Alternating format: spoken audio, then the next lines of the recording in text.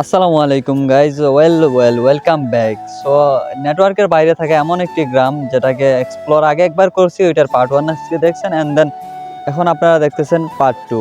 আমাদের আগের ভিডিওতে কিছু ইনফরমেশন তুলে ধরতে পারি নাই, দ্যাটস ওয়াই আমরা এই ভিডিওতে পুরো পার্ট ক্লিয়ার করব বা পুরো ইনফরমেশনগুলো তুলে ধরার চেষ্টা করব ইনশাআল্লাহ।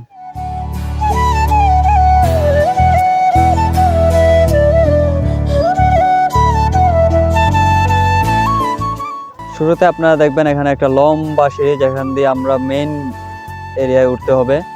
তাছাড়াও এখানে আরও অনেকগুলো রাস্তা আছে।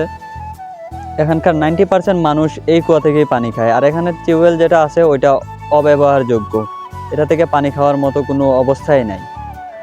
এই ফুটেজগুলো কালেক্ট করতে গিয়ে আমার খুবই গরম লাগে, তাই আমি এখানকার কালিয়া নামের একটি পুকুরে হাত মুখ ধুতে যাই, যেখানে এখানকার 90% মানুষ বা 100% মানুষই এখানে এসে গোসল করে। সো এখানে একটু হাত মুখ ধুয়ে নিই। এই পুকুরটি খুবই বড়, প্রায় 3 থেকে 4 একর জায়গা নিয়ে বিস্তৃত।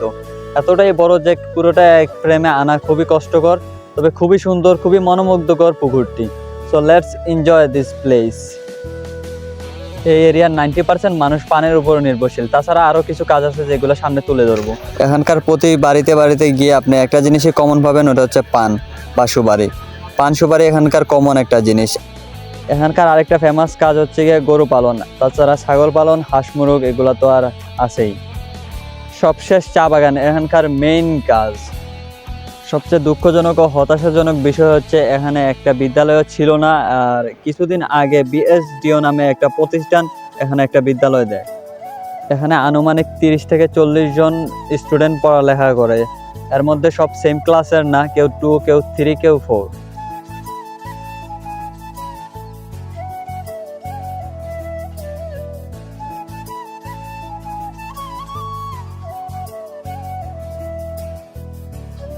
এখানে প্রতিটা বাড়িতে গেলে একটা করে টিয়া আগে দেখতাম, এখন খুব কম দেখা যায়। তাছাড়া এই যে গোল গোল জিনিসগুলো দেখতেছেন, এগুলা শিকারের জন্য লাগে। এই টিলার ঠিক মাঝখানে একটা বড় গাছ, যেটার ছায়া পুরো এরিয়া ঠান্ডা থাকে। আরেকটা কমন বিষয় হচ্ছে এখানে কারেন্ট নাই, এখানে সোলার প্যানেল দ্বারা সবকিছু নিয়ন্ত্রিত হয়।